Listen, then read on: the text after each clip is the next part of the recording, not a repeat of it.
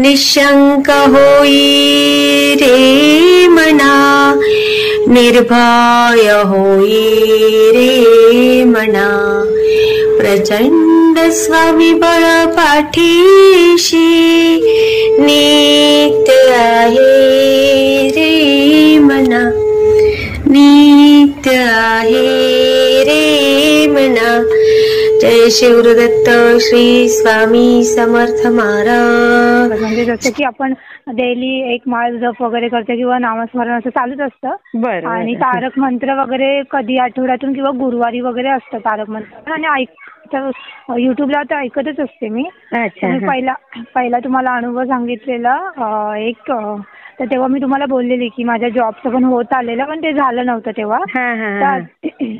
आता माझं जॉबचं पण झालं. माझं 6 तारखेपासून हे जॉईनिंग झालं आणि म्हणजे मी ना जानेवारी महिन्यात ना मी स्वामींना बोललेली की मी ना 11 गुरुवार करेन. पण मला जसं जमेल तसं, कारण मला सगळंच घरातून बघून म्हणजे सगळ्या गोष्टी बघून करावं लागतं ना सगळं. तर मी बोललेली की मी 11 गुरुवार करेन पण मला जसं जमेल तसं तुम्ही माझ्याकडून करून घ्या असं. तर मग माझं ना ऍक्च्युली लग्नाचं पण बघतात ना, कारण वय झालं आता तर लग्नाचं बघताय. तर मी स्वामींना बोललेली की माझं लग्नाचं झालं पाहिजे आणि झालं पाहिजे म्हणून मग मी ते गुरुवार चालू केलेले. तर दुसऱ्याच गुरुवारी मला असा अनुभव आला ना की मला म्हणजे आलेला तर म्हणजे त्यांच्याकडून होकार वगैरे आलेला. तर माझं नेमकं ते गुरुवारीच बघायला आलेले. गुरुवारी बघायला आलेले. तर म्हणजे त्या मुलाला वगैरे मी आवडलेली पण त्याचं शिक्षण कमी होतं पण त्याला सॅलरी वगैरे चांगली होती आणि थोडं शिक्षण कमी होतं आणि जॉईंट फॅमिलीमध्ये वगैरे राहत होतं. तर मी त्याचा बायोडेटा बघून वगैरे मी तेव्हा बोललेली की मला आहे जमेन म्हणून मला, कारण मला स्वतःला आई वडील नाहीये त्याच्यामुळे मला ते चालणार होतं जॉईंट फॅमिली जास्तच छान. तर मी त्याला बोलले, म्हटलं मी माझ्या मावशी बघते ना तर तिला मी बोललेली की मला चालेल जॉईंट फॅमिली आणि शिक्षणाचं पण एवढं काय ना, म्हटलं सगळ्याच गोष्टी आपल्या मनासारख्या नाही भेटत ना. म्हटलं मला चालेल, म्हटलं त्याला जर सॅलरी चांगली आणि आहे सगळं व्यवस्थित तर मी रेडी आहे म्हटलं करायला. तर ते गुरुवारीच मला बघायला वगैरे आले आणि त्यांचं प्रॉपर म्हणजे होकारच होता. असं वाटलंच नव्हतं की हे लोक नाही बोलतील असं. होकार होता. पण ताई काय झालं माहितीये का, त्या लोकांच्या ना अपेक्षा खूप होत्या. म्हणजे अपेक्षा म्हणजे तुम्ही साखरपुडा पण काढून द्या, लग्नाचा खर्च पण तुम्हीच करा,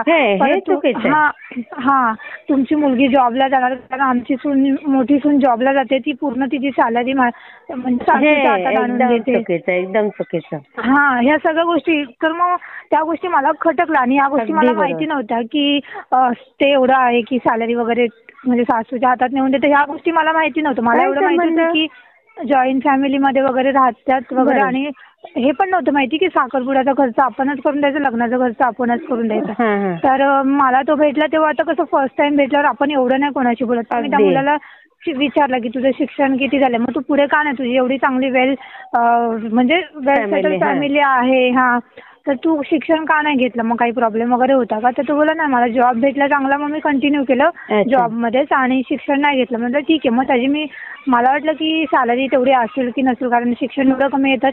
मग त्याची मी सॅलरी स्लिप मागितली बघायला की दाखवशील का तुला जर जमणार असेल तर.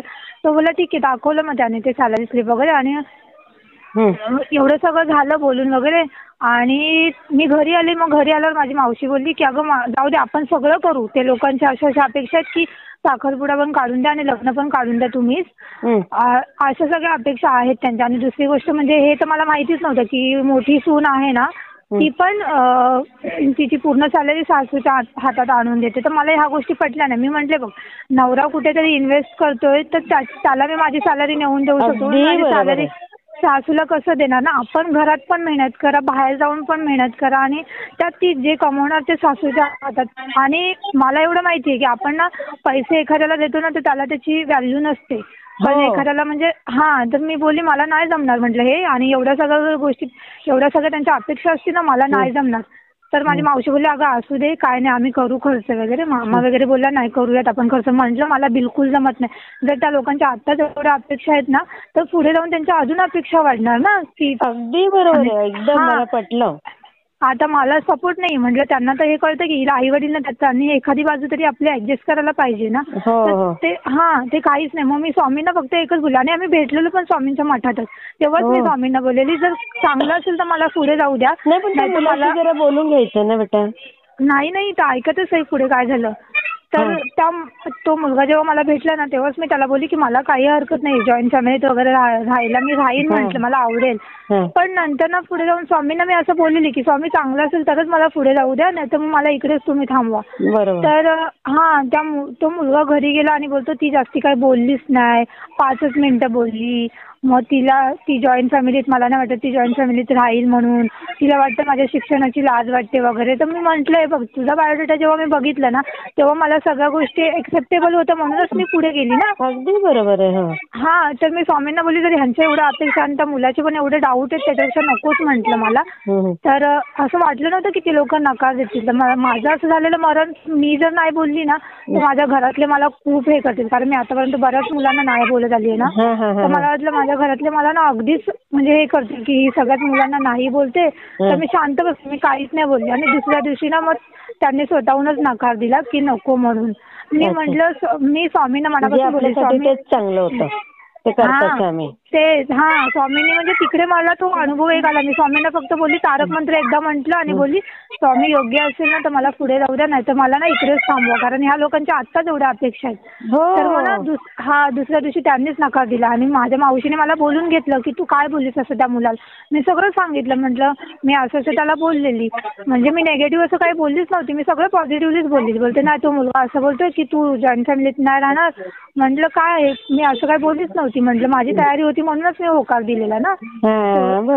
तर मग त्याच्या काकीशी माझं बोलणं झालं ना, तर त्यांना पण की बघा तुम्हाला असं वाटत असेल की मी जॉईंट फॅमिलीत राहणार नाही, किंवा मी त्याच्याशी फर्स्ट डे एवढं चांगलं बोलायचं होतं. म्हटलं तुमच्या पण 3 मुली आहेत, तुमच्या 3 मुली जेव्हा एखाद्या अनोळखी मुलाला भेटतील तेव्हा का त्याच्याबरोबर काय जसं क्लोजली बोलतो तसं थोडी ना बोलणार आहे नॉर्मल.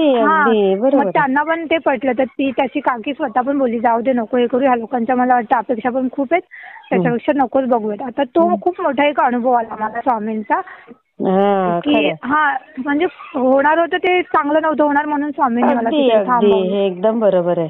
आणि दुसरी गोष्ट म्हणजे जॉबचं पण झालं माझ्या. पण मला म्हणजे आता झाले म्हणजे एकच गुरुवार राहिला, पण मला म्हणजे तेवढं करता येत नाही, तेवढं पूजा वगैरे मानतात ना तसं नाही. मी देवपूजा करते रोज, आपली श्रद्धा मनोभावे पाहिजे. आणि दर गुरुवारी मी मठात जाते. मला ऍक्च्युली हा अनुभव कधीच शेअर करायचा होता, पण आता जॉबचं पण मी म्हटलं जॉईनिंग जसं होईल ना तसं मी तुम्हाला कॉल करेन आणि सांगेल.